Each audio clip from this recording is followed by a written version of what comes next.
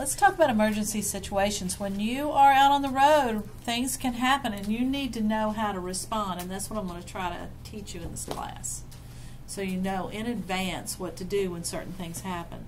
The main thing about being in an emergency situation is don't panic. Try to think clearly and grab the wheel tightly. You know what I'm saying? Don't immediately just slam on your brakes, because a lot of times in certain emergency situations, that's the worst thing you can do is slam on your brakes. So hopefully you'll learn this in this class, and when these situations arise, this will come back to you and you'll remember what to do. In dealing with things that happen beyond your control, like vehicle failures, which really is not totally beyond your control because you need to check everything before you get on the road, right? We're going to talk about maintenance today too. But if you have a blowout, does anybody know what to do if you have a blowout? Has anybody been told? Have you all learned about this? Well, let me explain to you what happens. Now, you're more likely to have a blowout when your tires are low and it's hot. If you let your tires be underinflated and it's really hot temperature out, the heat from the road can make your tires get the pressure so high that it'll blow those tires out. So if you're traveling, especially in the summertime, you're going between here and DC, or you're going to be on 95 or a heavily traveled road especially, check your tires before you get on the road. Okay, and those are cold tire pressures. When you have a blowout, now if you have a blowout in the rear, it's not as severe. I mean, it's bad, but it's not as bad as a front end blowout. What happens when you have a blowout, and it doesn't have to always be complete, sometimes it can be a partial blowout where you'll have a little bit of air left in there, that's better. But if you hear a loud bang and your car is now almost impossible to control, because when you have a front end blowout, your car is it takes all the strength you have to control your car at that point. When you have that blowout, what happens is now you're on the rim, right? Do not hit the brake. You will hear it blow out and feel it. Don't hit the brake. Your car, when you hit the brake, remember we talked about pitch? Your car is going to pitch forward, and now all the weight is going to be on that blowout, and you'll start spinning down the highway. What you have to do, if you hear that noise and you've got a blowout, take your foot off the accelerator, do not brake, and get over on the side the best that you can. Now, when you're traveling in heavy traffic, especially around semi-trucks, it takes a fully loaded semi, a football field and a half, to come to a stop at 55 miles an hour. So you got a semi-truck behind you, and you blow a tire, you can get run over because they cannot stop, right?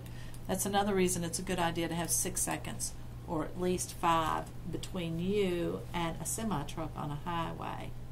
Now, I did know someone that had a blowout up on 95 just recently. A front tire blew out, and there was a semi-truck beside them, and they saw the blowout happen, and that semi-truck got over and blocked that lane so nobody could come up behind them until they got off the road.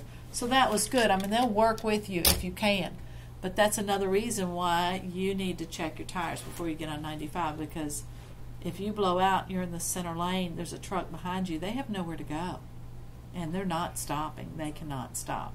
So doing that, that's another reason why you want to have an open lane. Remember we talked about open lanes on the interstate? Somewhere to go, either beside you or a shoulder that you're on. So say your accelerator pedal sticks. Now this happened for a while with some of there was a particular model of car that the accelerator would stick. What do you think you should do if that happens? I mean, you're not probably going to be able to brake. I mean, you can apply the brake pressure, but shift into neutral, okay, so that you're no longer going forward. Hit the brake and then get over to the side. Now, sometimes it's something stuck. There's something stuck on your accelerator, your floorboard. It used to be those rugs were more likely to get stuck. It might just be something simple like that, but for a while they had certain cars that they were recalling because the accelerator pedals were sticking. And then come over, get off the road, come to a stop, and turn the ignition off. That's the only way you can get it to stop.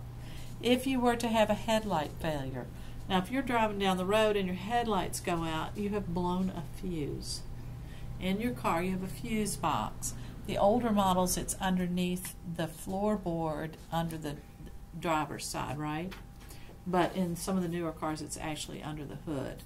You should carry a little extra fuse in your car, which we'll talk about when we talk about maintenance. But if your lights go out, more than likely you've blown a fuse. You need to use the light that's on the highway and get off the road immediately, right? Because nobody can see you. If your hood flies up, if you have failed to latch your hood properly and you're driving down the road, if that hood flies up, you can still see. You can see in between the hood and the part of the car is going to be a little opening, or you can stick your head out the window. Signal, put your flashers on, and get off the road as soon as possible. If your engine were to stall, and sometimes like you're out of gas, right, or sometimes there's a device in there that's called a vaporizer, some can mess up with that, your engine could go off. Here you are driving down the road and your engine stalls. The first thing you want to do is shift into neutral and try to restart your engine. If that does not work, then you have to put your flashers on and hit the brake and get over on the side and stop. Now be sure that you come to a complete stop, because if you don't stop all the way, when you lift off the brake and come back down, you're not going to have a brake, right? So come to a complete stop. You get one more brake if your engine is out. If you were to have an engine overheat, what do you do? If your engine overheats, every engine is going to have, they're going to have a gauge on it, and it's going to have a needle. If that needle starts getting over here in this red part, your engine is overheating. Now you can hear it sometimes. You can hear that water boiling under the hood, or if you see steam coming out from under your engine, you've got a serious problem from your hood. You cannot drive with an overheated engine. You will blow your piston out. You can't do it. You have to get off the road. But the first thing that you can do that sometimes will take that needle down, if you will turn the heater on all the way, full blast, and turn the fan on full blast. I mean, you're going to have to roll the windows down if it's summertime, right? But what it is that your car, the interior of your car, is heated by pulling heat off the engine. So sometimes just by turning the heater on full blast, turning the fan on full blast, it will pull enough heat off the engine to make this needle go down a little bit so you can at least make it to the exit. If you do that and this needle does not move, you need to get off the road immediately. Call for help. Stay with your car until help arrives. Right? Okay.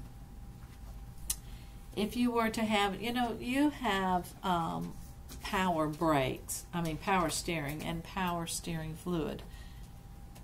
It would be unusual to lose your steering completely, because that means there's something broken underneath. But you can lose your power steering fluid. If you were to hit, something underneath, put a hole in that power steering line or something like that, if you lose your power steering, you still have steering. You can steer, believe it or not, without power steering. When we first got our cars, we didn't have power steering. It's really hard. You cannot turn a wheel from a standstill position without power steering. You just can't do it. You have to be rolling. It's really hard. But unless, if it were total steering failure, it would be probably because you were in a wreck. Normally, that's not going to happen. But you can lose your power steering. In that case, put your flashers on and your blinker. Well, your blinker will be flashing, I guess. Put your flasher on and get over on the right-hand side. Now, if your brakes fail, I've actually had this happen. If you go to hit that brake and you go down halfway, say, you've got mush in your brake. Have you all ever had that? Have you ever felt that? First thing you want to do is pump the brake, because you may have like a little leak in your brake line and you've lost fluid. And sometimes you can pump the brake and it'll build back up, and that will get you to where you can at least get off the road and stop and have it fixed. But if you go down to hit that brake and there's nothing there, and you pump it and you can't get any braking there, you still have brakes. You have the emergency brake or the parking brake, which only brakes the back wheels. So if you're going down the road and your brakes fail, don't just jerk that emergency brake on, because what's going to happen is your back wheels will stop and you'll do a 180. You know how in the movies when that guy's escaping and you see all that hand movement, he's jerking that emergency brake on and then he's turning, flipping all the way around. Don't do that. But take the emergency brake and just with your finger on that thumb, release just little short brakes if you have to brake that way. Now it's best to get off the road on the shoulder and try to drift and slow down as much as possible. If you're going really fast, you could even, run over small bushes or something to kind of give you something to stop. If you just, an emergency brake stop is a very violent brake. So you want to wait till you've almost stopped, if possible, before you pull that brake on. But if you have to use that emergency brake, use that little thing to just little bitty brakes, okay, so that you're not doing a 180 in the middle of the highway. Always check your power brake fluid on a regular interval, and we're going to talk about maintenance and what to do because it's a big part of driving. If you were to have a fire in your car, obviously you're going to get out of the way. Get out immediately. Activate the hazard lights and run away from the car as far as possible. If a cigarette or something falls on the floor, be sure that you pull over to take care of that. Don't be doing stuff like, or a bee in your car, or a fly or something like that. Pull off the side of the road and deal with those kind of emergencies. Now this is the number one cause of fatal accidents in inexperienced driver. You're driving down the road, it's a country road, and you take your eyes off the road for a second, and the first thing you know, your front end falls off the road, and you're on uneven pavement now. You've gone off the side of the road. Do not hit the brake. When you're in that situation, this part of these tires could be on gravel. Do not hit the brake. You'll slide. You'll skid. And do not jerk the wheel. Jerking the wheel is very dangerous. Never do it. The first thing you want to do in an emergency is grip the wheel firmly and maintain your direction. Take your foot off the accelerator and off the brake, and then 1/4 turn. Come very gently 1/4 turn back on the road. Okay.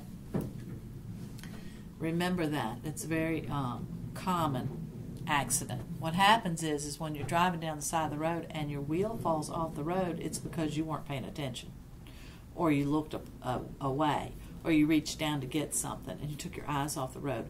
The first thing you know, you're off the road and you panic. Driving off the road is no big deal, but overcorrection will kill you.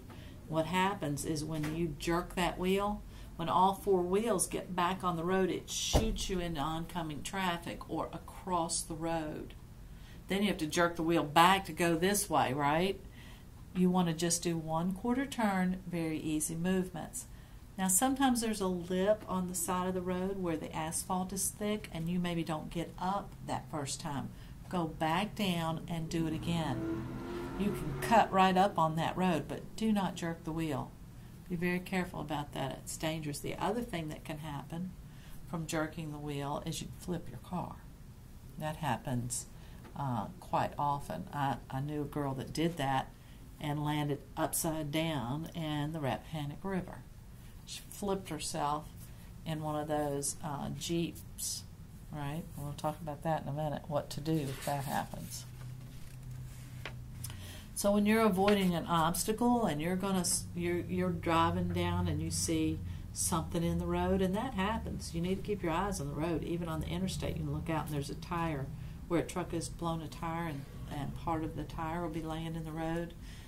Don't swerve into another lane. Try to stay in your lane as much as possible, but if you have to go in another lane to avoid an obstacle, be sure you check your blind spot, check your mirrors. Don't just do it without giving it thought. And another thing too is going out of your lane like that on the interstate. It's so dangerous because if you sideswipe on the interstate, remember we talked about how the force of impact increases exponentially with speed. When you hit in an interstate, it is not a fender bender. It's a major wreck. You can't do it. We talked about skids, and I'm not going to go over that again. And we did talk about head-on collisions, right? Okay. They're the most dangerous kind of collision, generally speaking. No, they are. Worst case scenario, always. And another thing, if a rear end collision is a whiplash for you, right? You can be in therapy for a long time from a rear end collision. When you come to an intersection and you have to stop, you need to stop far enough back to where you can see the tires of the car in front of you touching the road. That gives you room. If you look in your rearview mirror, you can swerve to get away from them. Or if they stall out or something, you can get around them. Don't go any further than that, because somebody will get in your spot. Don't get any closer. It's too close. If somebody rear ends you, you're going to rear end them, right? So stay to where you can see their back tires touching the asphalt, and that gives you room to maneuver around anything that might happen. Let's talk about electricity. You know, your car is, and this is not as rare as you might think, because I have actually seen a couple of electric wires fall on the road before. In big storms, you know, where those transformers can explode, the wires fall. If you were to be in that situation where your wires fall or you've got electricity in contact with your car, you are safe on the inside of your car. You want to call for help and have them turn that electric off, right? If your car is on fire or you have to get out of it, now you're in a more dangerous situation. Now you're safe. The safest place for you to be is in your car in an electrical storm, or in the case of electricity. Does anybody know why that is? Rubber on the tires? Actually, that's not the reason, but that's what a lot of people think. Grounded? Your car is, well, what it is that you are in a metal cage. Electricity is going to arc around that metal cage. If I were to put you in a metal cage and touch electricity at the outside, it will arc around that cage, but it will not go in. And that's where you are in your car. You're in that metal cage inside. The electricity is not going to come in.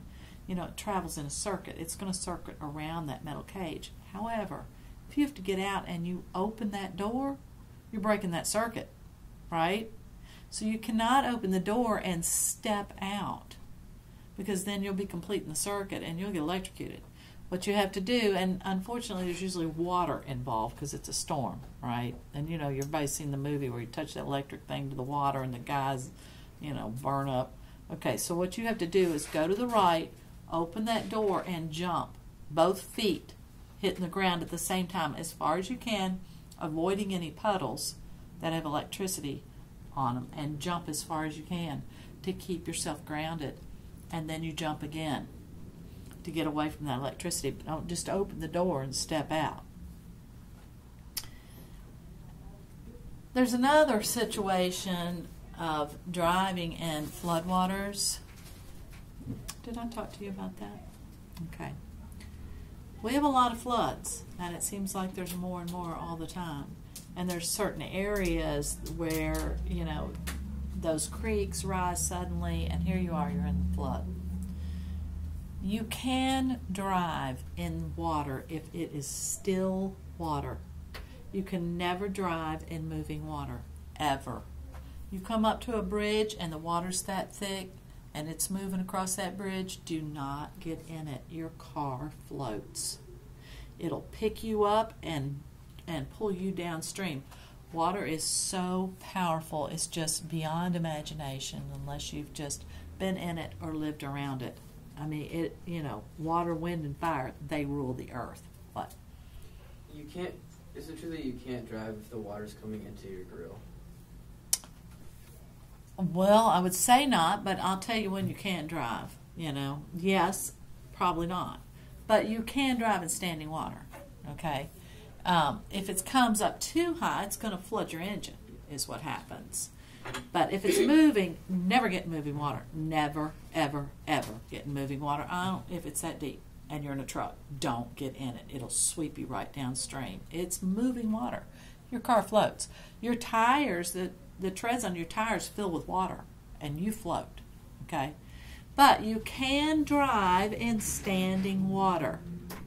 This is the trick to driving in standing water. Say the creek is over here and the water is standing. It's not moving water. It's just a flooded area. There's a couple things you need to do. First of all, you need to be able to see the road, because a lot of times roads will wash out. There may not even be a road there. So if you can see the road, you can drive in the water.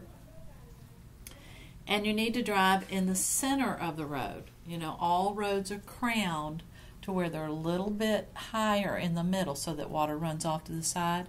So get as close to the center as possible. If someone else, you know, you wouldn't want to be on the right-hand side on the low spot of the road.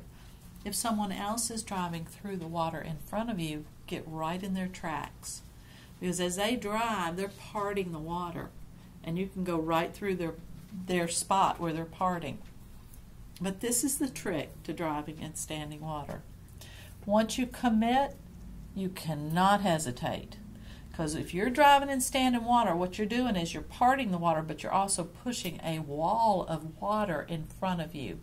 If you're accelerating like this and you accelerate, and you have a moment of hesitation and you let off the accelerator the tiniest bit, that water comes in like whoosh and floods the engine. You know how when they're showing those flooded areas, they always have that one car that's moving and there's one guy that's standing in the water? He hesitated. You cannot hesitate. Once you commit, you've got to keep accelerating to keep pushing that water. So yes, if it comes up in the grill, it floods your engine. But you're pushing it away as long as you're moving forward. But if you come to a little bit of a stop, Now when you get on the other side of a deep water place like that, you're not going to have any brakes, because when your brakes are filled with water, when your tires are under the water, when your brakes get wet, they don't work. But you can dry your brakes out, hitting the accelerator and the brake at the same time. It'll just dry them out like that. The friction from the brake just dries the brakes out. But just remember that the guy behind you doesn't have any brakes either, and get out of the way. Keep going, right? And then there's the situation of plunging in the water. Now, I used to teach this a little differently, but now that I've spoken to people that have a little more experience than I do, and I watched Mythbusters, where they put a car in a pool of water, and they took the engine out, so all the oil and gas and stuff wasn't in the pool, but they put a weight equal to the engine. And the engine, of course, your car, when you hit the water, if it sinks engine first, right? That's the heaviest part. Now, if you read some of the books, they'll say you'll have a air pocket. Yes, you do. But like one person that was, her dad was a Marine, told me, yeah, you have an air pocket. It's in the trunk usually, okay? But when you're sinking like that, you can't open the doors, right? Now, if you were to go off a bridge, say you went off a bridge, your car's going to float for a second. I've heard engineers say that you should have electricity for a few seconds. Get your windows down. That's big. Be buckled in. If you're not buckled in, you've hit your head by now and you're drowning. But as you begin to sink, when all your car fills with water, you can open the doors, because the pressure on the outside is the same as the pressure on the inside. However, like in Mythbusters, it took 1.5 minutes for the car to fill with water.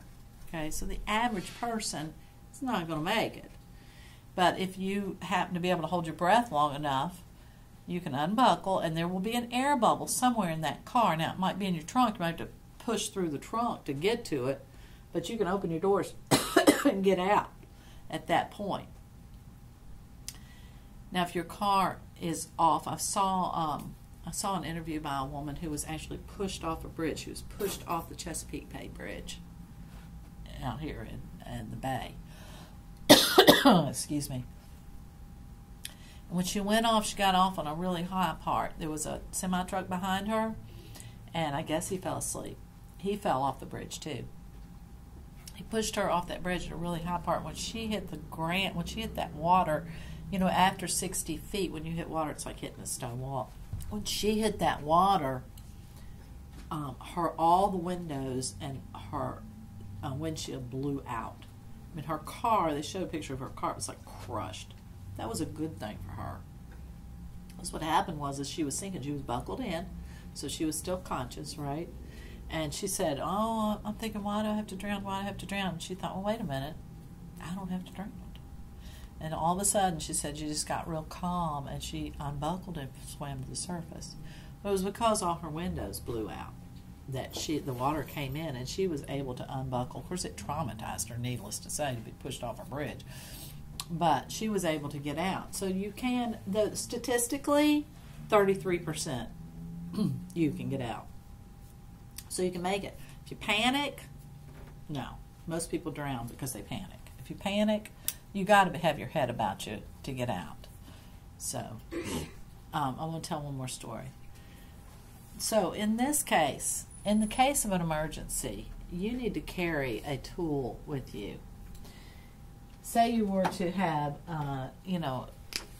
an accident like that, and you need to get out of the car. There's a little tool that you can buy, and it looks like a hammer. Okay, it comes like this, and it's got a little point on the end. Now I've got one, and mine actually has a place where you can read your tire pressure. The handle itself is going to have a blade in it, so that you can cut your seatbelt. When you go to cut a seatbelt, you want to cut it at a 45-degree angle. It'd be too hard to cut this way.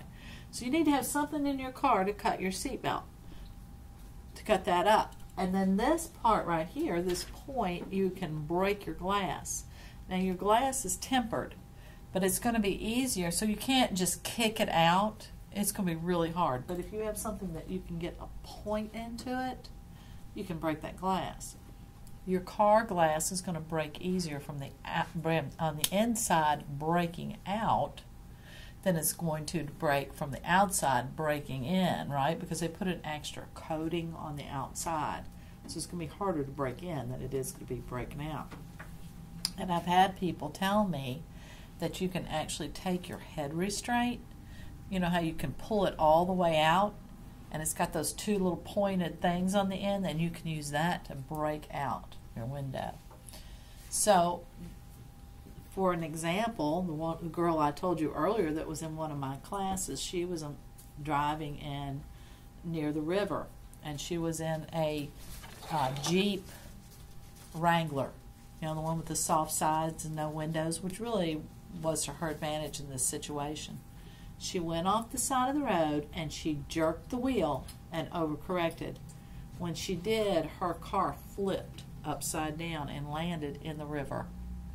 So here she is hanging upside down by her seatbelt sinking. Now fortunately, her windows were down because she was in that little Wrangler. And her brother had put a pocket knife in her car, and she was able to cut her seatbelt and get out. But it's good to have an emergency tool in the car with you for emergencies. It's also good to have you should have a kit, and you can buy them for really cheap. You can go into a discount store and you can buy that whole kit for cheap. And in the kit, you need to have jumper cables to jump your car in case your battery goes bad, or jump your neighbor's car, right?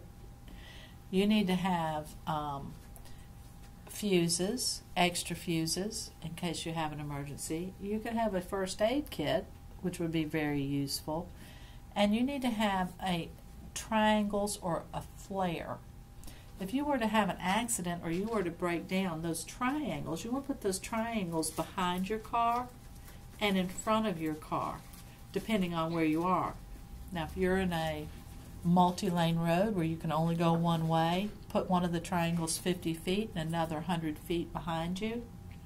But if it's a multi-lane, going both directions road, you want to put one in front and then two behind you. Now, if you're coming around a curve and people are going to come around a blind curve and you're going to be there, go all the way past the blind curve and put one of those reflective triangles.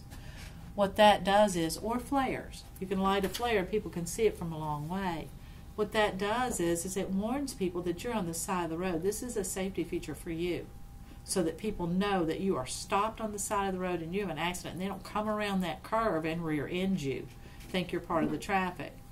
I was coming down this intersection down here in heavy traffic, and this young man had broken down in the turning lane. It was so cool because he had those flares. He had put flares behind him so that everybody, you could see from, over a block away that there was someone broken down in the left turn lane. Traffic never even slowed down. Everybody was just going around him and going on. But when people come up behind you and they don't know what has happened, it really makes all the traffic start to back up. And it's more dangerous for you. I came up on a young woman and her car was broken down in the middle lane on a multi-lane commercial road, and she was standing at the trunk. Don't ask me why. There is nowhere else that would be worse for her to stand than at the trunk. Somebody come up behind you and rear end you, man, you're gone. And people tend to go where their eyes are looking. So they come up on an accident or something like that, and they're watching you, and the first thing you know, they've run into you. People are not expecting the accidents. So those triangles, if you were to break down at night and you're carrying those triangles, carry that triangle between you and the oncoming traffic. You know what I'm saying? So people see that triangle first. It's your protection and your safety device. One thing we didn't talk about is if you are in fog. Fog is very frightening. It is probably one of the most dangerous situations you're going to be in. First of all, if you're traveling and you're going to be crossing a high mountain like Afton Mountain, or you're going to be in those areas, especially in the spring and in the fall. Fog is formed when the water is the same temperature as the air and it forms clouds on the earth, right? If you were to look down on fog, you would see patches because it's in clouds. So when you're driving and it's foggy, first thing you're going to do, and nobody's going to have to tell you this, is are you going to have brights or dims on? Dims. No, dims.